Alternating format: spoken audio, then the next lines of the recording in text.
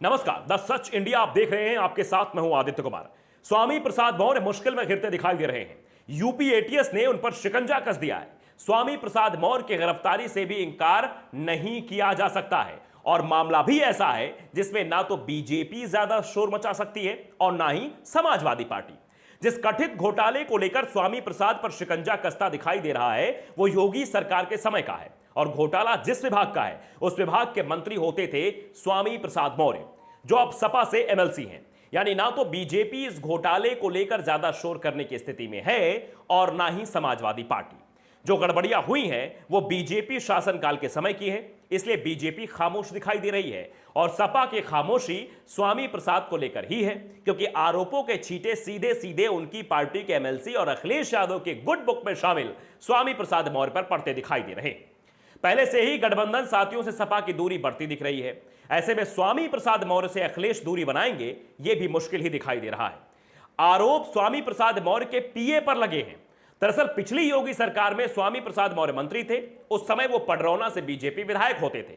स्वामी प्रसाद मौर्य जब योगी सरकार में मंत्री थे तो उनका उस्मान खान नाम का एक पीए था। उस्मान ने कई लोगों को सरकारी नौकरी लगवाने के नाम पर फर्जीवाड़ा उनके साथ किया। यूपी एटीएस ने इसी मामले में स्वामी प्रसाद मौर्य से पूछताछ भी की है। दरअसल जैसे ही योगी सरकार यूपी में रिपीट हुई, स्वामी प्रसाद मौर्य की घेराबंदी भी शुरू हो गई।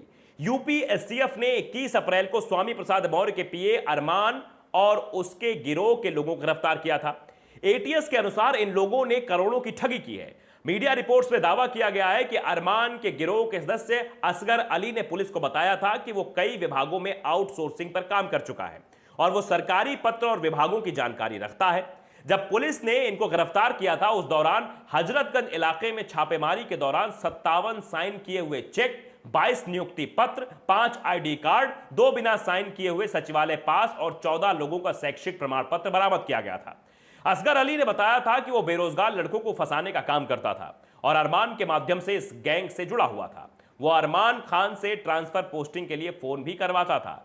उसके बाद ही इस बात की आशंका जाहिर की जा रही थी कि देर सवेर इसके छींटे स्वामी प्रसाद मौर्य के दामन तक भी पहुंचेंगे और अब एटीएस की स्वामी प्रसाद से पूछताछ भी कुछ इसी ओर इशारा कर रही है कि आने वाला समय उनके लिए मुश्किल भरा हो सकता है।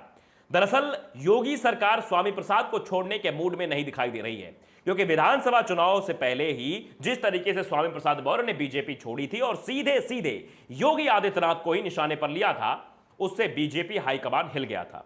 पार्टी को डैमेज कंट्रोल के चलते अपनी पूरी चुनावी रणनीति में बदलाव भी करना पड़ा था।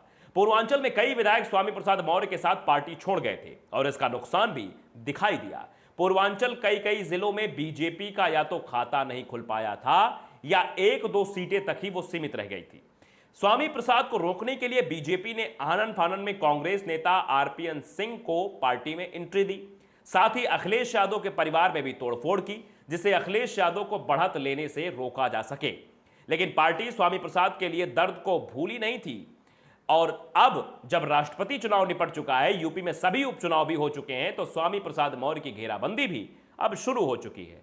लेकिन बीजेपी इस मामले को ज्यादा हाईलाइट न करते हुए सिर्फ स्वामी प्रसाद मौर्य पर दबाव बनाने की कोशिश की जाएगी, क्योंकि यह मामला अगर हाईलाइट होगा तो फिर बीजेपी के लिए भी मुश्किल है, क्योंकि यह सब जो कुछ भी हुआ है वो बीजेपी के शासनकाल में हुआ है। तो स्वामी प्रसाद मौर्य की जो मुश्किलें हैं अब वो बढ़ती हुई दिखाई दे रही हैं। अब उन पर भी शिकंजा कस सकता है और इसकी तैयारी भी लगभग शुरू हो गई है। तो अगर आपने द सच इंडिया को सब्सक्राइब नहीं किया, सब्सक्राइब जरूर करिए, बेल आइकन दबाइए ताकि सच खबरें आप तक पहुंचती रहे।